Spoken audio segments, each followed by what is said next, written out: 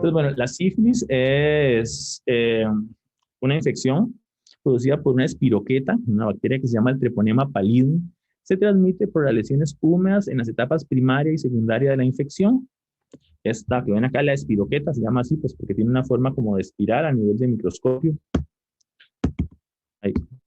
Y esto de acá no lo vamos a adentrar mucho, pero es nada más para que sepan que la sífilis tiene varios estadios. Es una enfermedad muy, muy interesante que una vez que se da la infección primaria, entonces la infección primaria o la lesión inicial es el chancro. Un chancro es como una úlcera, que es esta que ven acá. Entonces, donde hay una úlcera, pues, eso es una lesión primaria, un chancro sifilítico. Aquí ven otro que es en un labio mayor. Entonces, es típicamente una especie de úlcera, que eso es un chancro, una úlcera indurada, es decir, que tiene los bordes duros, que es firme y que no duele. Entonces, es importante que la úlcera por sífilis no duele y que tiene bordes elevados. Cuando aparece el chancro, podría estar negativa.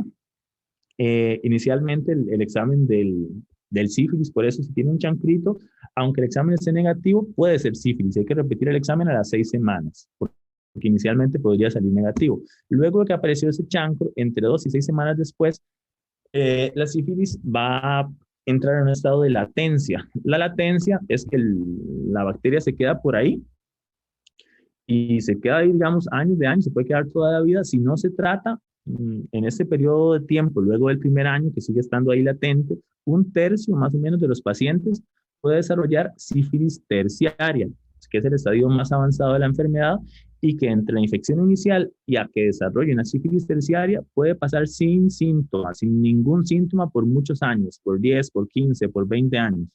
Pero cuando desarrolla los síntomas de la sífilis terciaria, pueden ser tres grupos de síntomas. La sífilis terciaria benigna, que lo que hacen son como una especie de lesiones que parecen como gomas o nódulos en los huesos y en la piel, que pues se llama benigna porque usualmente por sí misma no va a causar la muerte, pero podría desarrollar también la sífilis cardiovascular, que desarrolla unos aneurismas, que es como una dilatación de la pared de las arterias.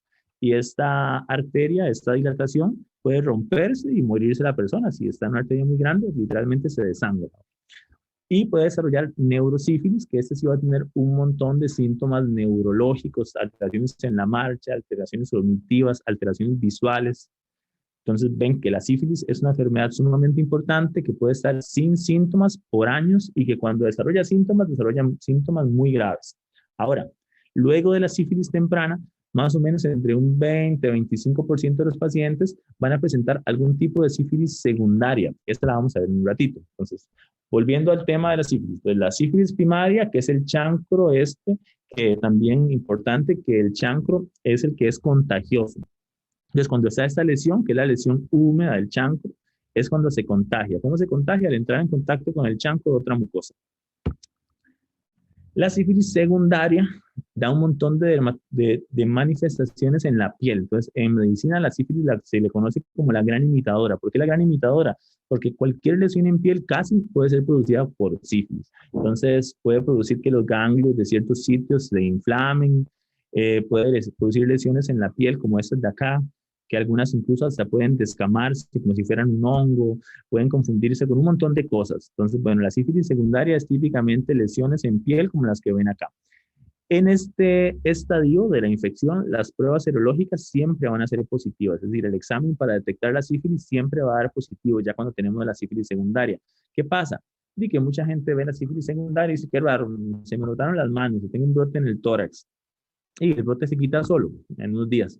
Entonces, sí, qué raro, se me quitó seguro la alergia a algo. No se dan cuenta, no se hacen exámenes. ¿Y qué pasa? Progresa. Conforme pasan los años, algunos de los estadios que vimos de sífilis terciaria, que ya son sumamente graves, que son discapacitantes y que tienen lesiones que ya no son tratables. O sea, aunque tratemos la sífilis, ya va a quedar con algún grado de secuelas. Entonces, por eso es tan importante que básicamente cualquier persona que es sexualmente activa se haga exámenes para detección de sífilis más o menos cada 6 meses. La sífilis latente es pues, la que ya cursa, ¿verdad?, sin síntomas. La sífilis latente se llama sífilis latente temprana o sífilis latente tardía. Se llama temprana si sabemos que tiene menos de un año desde que empezó, desde que se diagnosticó, desde que se infectó, sería más bien. Y se llama sífilis latente de duración desconocida cuando tiene, no sabemos cuánto tiene o tiene más de un año. Y luego tenemos pues, la sífilis congénita. Entonces, si una mujer embarazada se infecta con sífilis, dependiendo pues, del trimestre y demás, puede desarrollar la sífilis congénita, que es que esta espiroqueta afecta al feto en el desarrollo embriológico y fetal y puede producir un montón de alteraciones, sobre todo alteraciones en los huesos, en el hígado, que hacen que el bebé nace con deformaciones faciales, con problemas dermatológicos, con problemas incluso en el sistema nervioso central. Entonces, la sífilis es una enfermedad que se puede transmitir durante el embarazo de la madre al hijo y por eso siempre es una de las enfermedades que se tamizan, ¿no? Es decir, que se mandan exámenes para ver si la tiene o no la paciente en casi todos los trimestres del embarazo, o al menos en el primero y en el tercero. Ahora, el tratamiento de la sífilis es súper fácil. El tratamiento de la sífilis es la penicilina benzatínica. La penicilina, pues, ¿verdad? Es un antibiótico viejísimo.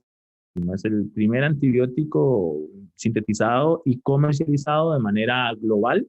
Es un antibiótico muy efectivo para algunas infecciones, pero que en la actualidad realmente casi no tiene usos, particularmente esta formulación que es la penicilina benzatínica. Casi que el único uso ahorita es el tratamiento de persona con la sífilis. Sabe que tiene menos de un año de tener la infección. ¿Por qué? Porque tenía un examen negativo de hace 6 meses o porque está seguro que le acaba de aparecer el chancro y se lo está viendo. Si tiene menos de un año de la infección, el tratamiento es solo una dosis de penicilina. Y eso es importante porque realmente, bueno, es un medicamento que puede dar alergia, algunas personas son alérgicas y que también es bastante dolorosa la inyección. Bueno, ahora es un poquito menos porque se pone diluido en un anestésico, pero igual es doloroso, o sea, es como no sé si probablemente antes se utilizaba para tratar las infecciones de vías respiratorias, como la faringoamigdalitis. Entonces, yo sí recuerdo cuando era niño que varias veces me pusieron penicilina y era algo espantosamente doloroso. Ya por dicha no se utiliza para tratar faringoamigdalitis, casi que solo para sífilis, pero antes sí se usaba para eso. Entonces, mucha gente que tenga por lo menos 20, 25 años o más se va a acordar de quizá de alguna inyección de antibiótico muy dolorosa, pues era esa, la penicilina. Entonces, es un antibiótico que típicamente es bastante doloroso y que si sabemos que tiene menos de un año de tener la sífilis, solo es una dosis del antibiótico. Si no sabemos cuánto tiempo tiene de tenerla o si tiene más de un año, son 3 dosis, una dosis cada semana hasta completar 3 en total. Es decir, que es bastante diferente el tratamiento y por eso es otra ventaja adicional, digamos, de estarse testeando cada 6 meses, que si por casualidad es negativo, por lo menos tratarse es menos complejo. Vamos a hablar ahora de algunas otras infecciones, un poco más rápido. La tricomoniasis es una vaginitis, es una inflamación, infección más bien de la vagina, que es causada por un protozoario que se llama tricomona vaginal. Típicamente, los síntomas que va a tener la mujer es una descarga purulenta, maloliente, ardor cuando orina, sensación de frecuencia urinaria, que es que orina muchas veces, dispareunia, que la dispareunia es el dolor con las relaciones sexuales y también puede tener sangrado postcoital, es decir, luego de las relaciones sexuales puede sangrar. El diagnóstico es por la clínica, es decir, lo que el médico ve cuando la examina y por la observación de los protozoarios en el microscopio. También se podría cultivar, aunque el cultivo no es tan eficiente, pero se puede cultivar. El tratamiento es muy sencillo, es un antibiótico de uso muy común que se llama metronidazol y en este contexto siempre, ¿verdad? Igual que en todas las infecciones que hemos visto antes, hay que tratar a la pareja sexual. Pero esa es la única, digamos, de las infecciones vaginales, básicamente que siempre hay que tratar a la pareja sexual, las clasificamos como vaginosis bacterianas. Esta no es bacteriana, sino por un protozoo. Puede tener algunas complicaciones. Si la mujer está embarazada, puede asociarse a que tenga un parto antes del tiempo, que las membranas se rompan. Y si la infección asciende y le afecta ya las trompas uterinas, podría ser que las trompas no le funcionen bien, que tenga infertilidad por origen tubárico, es decir, porque las trompas no funcionan bien. Ahí está, esta imagen es como lo que nosotros vemos cuando examinamos a la paciente con un espéculo, que es el aparatito para ver el cuello del útero. Este es el cuello del útero y la imagen del cuello es típica de la tricomoniasis, que se llama cuello en fresa. Entonces se ve el cuello como si fuera una fresa, con un montón de puntitos rojos. Entonces, y a veces una descarga ahí, pero esto es típico de la tricomoniasis.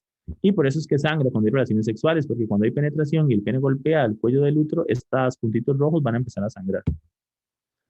Luego tenemos las infecciones por gonorrea. La infección por gonorrea es una infección bacteriana.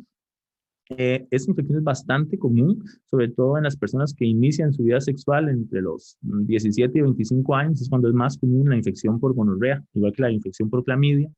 Los síntomas, y aquí es súper importante, que hasta un 50% de las mujeres que tienen gonorrea podrían no tener ningún síntoma, igual que las que tienen clamidia. Al inicio pueden que no tengan ningún síntoma, que tenga ahí un moco inespecífico, amarillento, pero cuando tienen síntomas, y como les dije, hasta la mitad no va a tener síntomas, cuando tienen síntomas, van a tener típicamente una descarga o un flujo vaginal purulento, amarillento, pueden tener ardor cuando orinan, pueden tener una infección también en las amígdalas, en la faringe, por la clamidia, por la gonorrea, perdón, puede tener infección en los ojos asociado pues al sexo oral y al contacto de la mucosa del ojo con algún genital, e incluso podrían tener fiebre y demás, pero muy pocas personas desarrollan eso. Típicamente lo que uno ve nada más es el flujo amarillento purulento.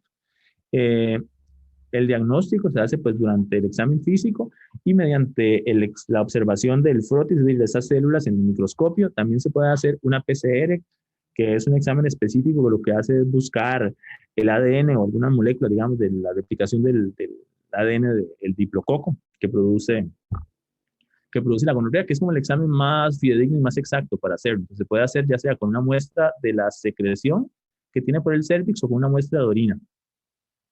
Mm, y bueno, esa la vamos a dejar por acá y luego la retomamos, porque bueno, aquí ven, esto de acá es una conjuntivitis por gonococo, una amigdalitis por gonococo, que pues no se diferencia tanto una amigdalitis por otra causa. Y aquí este flujo, ¿verdad? Que bueno, no es cervical, ya se sale por el orificio externo de la vagina, que es típicamente pues purulento. Luego tenemos la clamidia y esas dos siempre se manejan como en conjunto. ¿Por qué? Porque cuando hacemos el diagnóstico de clamidia o de gonorrea, comúnmente la clamidia está a la par. Entonces, aunque no identifiquemos a la otra, si lo que diagnosticamos es solo clamidia, igual siempre se trata por gonorrea. O si diagnosticamos solo clamidia, igual se trata por gonorrea. Entonces, siempre, digamos, se tratan como un conjunto y se asume que están juntas. Entonces, bueno, la clamidia es producida por un organismo que se llama Clamidia trachomatis, que es una bacteria intracelular obligada. En esta es aún más común que las pacientes estén inicialmente asintomáticas. Cuando hay síntomas son muy parecidos a los síntomas que vimos antes en la gonorrea. En los hombres, el síntoma más común es que tengan, con cualquiera de las dos, con clamidia o con gonorrea, una uretritis. ¿Qué es una uretritis? Una inflamación de la uretra. ¿Cómo se ve? Con una secreción que es típicamente más común o más abundante en la mañana cuando se levanta por el pene, que es purulenta, una secreción amarillenta, con ardor cuando orina, con una sensación como de picazón o de ardor en la uretra, que es el tracto por el cual pues, sale la orina. Entonces, eso en un hombre comúnmente siempre es o clamidia o gonorrea y siempre se tratan juntas. Y también hay que tratar entonces a las parejas sexuales, aunque no tengan síntomas de los últimos 90 días. Entonces, bueno, es importante hacer ese cerco epidemiológico de tratar a las parejas para evitar que esta infección se siga presentando. En el caso de ambas, ¿verdad? La prevención siempre es por condón. Y importante acá, que vamos a hablar entonces, bueno, inicialmente puede no dar síntomas. ¿Y qué pasa si no da síntomas y para qué la trato? Bueno, la tratamos porque aunque no dé síntomas de manera inicial, a largo plazo la infección puede ya no quedarse únicamente acá, que este es el cuello del útero, y eso que tienen aquí es un montón de secreción purulenta típica de una infección por gonorrea. Digamos que aquí esta persona puede no tener mayor síntoma sobre esta secreción o podría no tener ningún síntoma, pero ¿qué pasa si no tratamos estas infecciones? Que conforme pasa el tiempo, la infección puede ascender y ya no quedarse solamente en la vagina o en el cuello del útero, sino que incluso pasar al útero y pasar a las trompas y al ovario. Entonces, ven, esta trompa uterina que ustedes ven acá es una trompa que está toda inflamada y que probablemente se llena de pus. Entonces ya esto en una mujer se llama enfermedad pélvica inflamatoria. ¿Y qué es la enfermedad pélvica inflamatoria? Entonces es una infección producida por clamidia, por gonorrea, típicamente. ¿Por qué? Porque la bacteria, aunque al principio no tenga síntomas, ahí está, dura a veces años para que se presente o meses. Asciende por el útero, llega hasta la trompa, se hospeda ahí, se empieza a replicar y produce una reacción inflamatoria muy severa con un proceso infeccioso que puede incluso producir un absceso. ¿Qué es un absceso? Una pelota de pus. Eso se puede romper y afectar todo el tejido que está alrededor. Y ya el tratamiento, cuando hay una situación como esta, no es únicamente dar antibióticos, sino es internar a la paciente, darle antibióticos por la vena y operarla para quitarle todo lo que esté podrido, literalmente, lo que tenga pus. Pues a veces hay que quitar el útero, hay que quitar las trompas, hay que quitar los ovarios. Son cirugías muy amplias, las pacientes típicamente pueden quedar con dolor después de eso porque hacen muchas cicatrices por dentro, muchas adherencias. Entonces, la conclusión es que toda persona sexualmente activa, si tiene varias parejas sexuales, con más razón aún, y particularmente la gente más joven en los años posteriores al inicio de su vida sexual, debería cada cierto tiempo también hacerse examen de detección de clamidia y gonorrea. En la caja pues no hay como tantas opciones para esto, no hay como exámenes de secreción, digamos, del moco ni la PCR que les dije. El único examen que tenemos en la caja de detección son los anticuerpos, que si están positivos me habla de que tuvo la infección en algún momento, pero puede que si ya lo trataron ya no esté activa. Entonces, bueno, no es quizá el examen más adecuado, pero sí hay exámenes de detección. Ok, Diego, En su tenemos caso, una pregunta, disculpa. sí. Sí, esta acumulación de pus tendría o afectaría en algún momento la producción de óvulos. Sí, excelente pregunta. Entonces, bueno, este caso que les di acá es un caso extremo, ¿verdad? Que ven esa trompa que está toda inflamada, llena de pus. Muchas veces no es así de extremo, no es que hay una pelota de pus que hay que operar a la paciente y quitarle todos los órganos pélvicos, como dije. Podría pasar que la bacteria asciende, que afecta a la trompa y que da una infección menor que se diagnostica a tiempo y que se trata con antibiótico. El antibiótico probablemente es muy sencillo, es una inyección de antibiótico, digamos, uno inyectado y otro tomado, que se da usualmente por 14 días. Hay una opción de uno tomado que es solo por un día, o sea que puede ser, si es una infección no complicada, un tratamiento sencillo. Pero si ya la infección ascendió y afectó la trompa, aunque sea una afección leve, aunque se trate, aunque no tenga un absceso, igual la trompa no va a quedar funcionando al 100%. La trompa en la parte de adentro tiene un montón de pelitos que ayudan a que el óvulo se movilice. Entonces, ¿qué pasa? Que luego esta, bueno, eso es una de las cosas. Y además, este proceso inflamatorio puede hacer que se produzcan adherencias. Las adherencias son como unas cicatrices, como unas bandas de tejido fibroso que se pegan ahí adentro por la inflamación que hubo y que hacen que la trompa se deforme o que adquiera una configuración distinta a la que siempre tiene y eso dificulta que el óvulo pase por ahí. Entonces no es que va a afectar la ovulación, porque la paciente no ovula con la trompa, pero sí va a afectar las posibilidades de que quede embarazada. Entonces, una infección por clamidia o gonorrea puede asociarse a infertilidad secundaria, es decir, que no pueda después de eso la paciente quedar embarazada, y también se puede asociar a embarazo ectópico. ¿Qué es el embarazo ectópico? Ese como los pelitos que mueven el óvulo, que tiene la trompa por dentro para que logre llegar al útero y se peguen en el útero, que es donde debería crecer, no funcionan bien. Y como no funcionan bien, una vez que se dio la fertilización, que la fertilización del óvulo se da comúnmente en la trompa. Entonces, si se fertiliza, ya tenemos un embrión acá. Y si ese embrión no puede, bueno, ese cigoto no puede avanzar y llegar hasta el útero, se va a quedar pegado en la trompa. Y si se queda pegado en la trompa, eso se llama embarazo ectópico. Ectópico quiere decir que está en un lugar en el que no debería estar. ¿Y por qué no debería estar en la trompa? Porque cuando empieza a crecer el embarazo, no va a poder crecer. Entonces va a llegar a algún punto en que cuando está creciendo, rompe la trompa. Y cuando se rompe la trompa, puede empezar a sangrar en la parte de adentro de la cavidad abdominal y se puede morir la paciente. Entonces, una de las complicaciones a largo plazo puede ser la infertilidad, el embarazo ectópico y el dolor crónico, o sea, que no se quita, dolor por años, asociado a un montón de cosas, al movimiento, etcétera. Entonces, ven que aunque no dé síntomas al inicio, tardíamente puede dar muchos síntomas y por eso todas las personas, como dije antes, que tienen relaciones sexuales, particularmente si saben que no se están portando bien, que tienen varias parejas sexuales sin protección, aunque no tengan síntomas, cada cierto tiempo deberían procurar, particularmente las mujeres, bueno, ambos, hombres y mujeres, hacerse examen de detección de esta condición, porque tratarlo es muy fácil al inicio. Si dejamos evolucionar el cuadro, puede tener complicaciones que afecten incluso su capacidad reproductiva y su calidad de vida, porque les da dolor crónico, o sea que no se quita. Y una paciente con un dolor pélvico crónico es una paciente súper difícil de manejar, a veces no responden bien a la analgesia, son bastante complicadas y nadie quiere estar en esa situación. Entonces, bueno, la idea de la clase era darles un poco de información general sobre las condiciones más comunes. Como les dije, no pretendo abarcar todas las enfermedades de transmisión sexual. La idea mía era abarcar únicamente estas, que son las que son clínicamente más relevantes. Entonces, vamos a hacer una ronda de preguntas corta, porque yo me tengo que ir a las 3:30. Entonces, chicos, ¿dudas? Ok, ya vamos con las preguntas.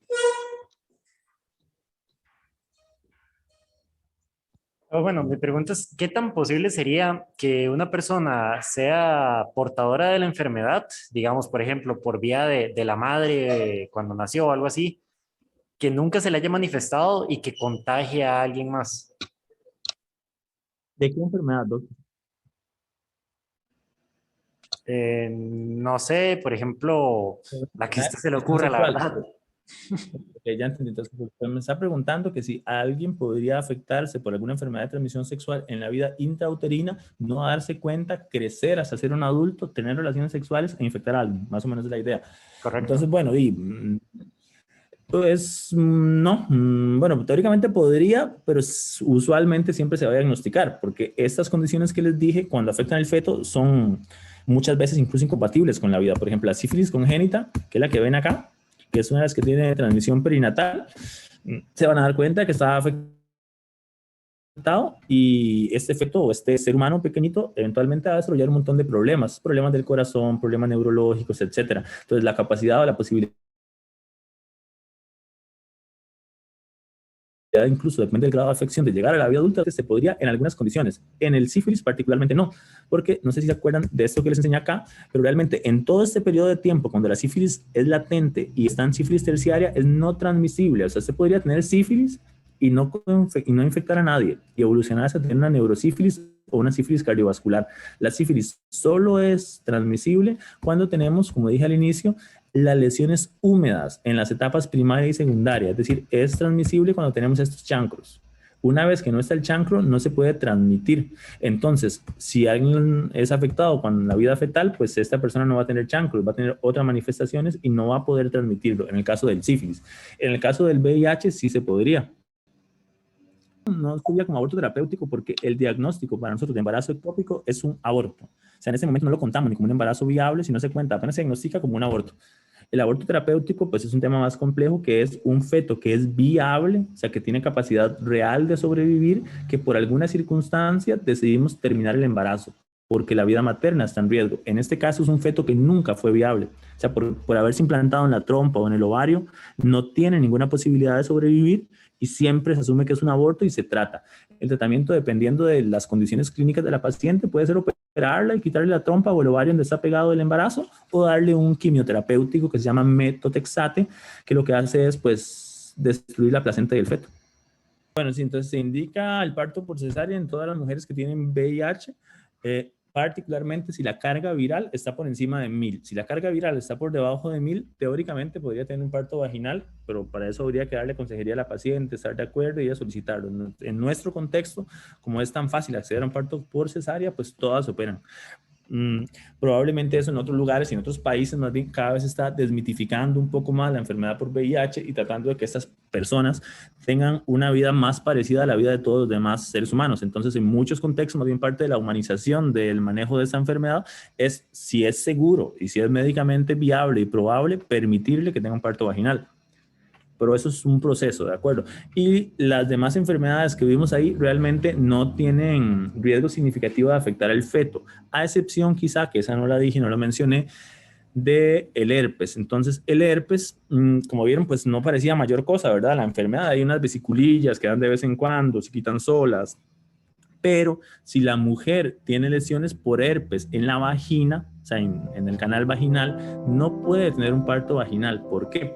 Porque si un recién nacido se infecta con el virus del herpes, el recién nacido, como tiene un sistema inmune que es totalmente distinto, que es más frágil, no logra controlar esa infección y la mitad de los bebitos que se infectan con herpes se mueren. Y de los que sobreviven, como un 25-30% pueden quedar con alguna secuela. Entonces sería tal vez la única otra indicación en la cual siempre se hace un parto por cesárea, que es cuando una paciente tiene herpes en los genitales y tiene lesiones activas. Si la paciente tiene el antecedente de haber tenido herpes y al momento en el que llega a tener la labor de parto no tiene ninguna lesión en el canal vaginal, que es la mayor parte de los casos, afortunadamente, esta paciente sí puede tener un parto vaginal.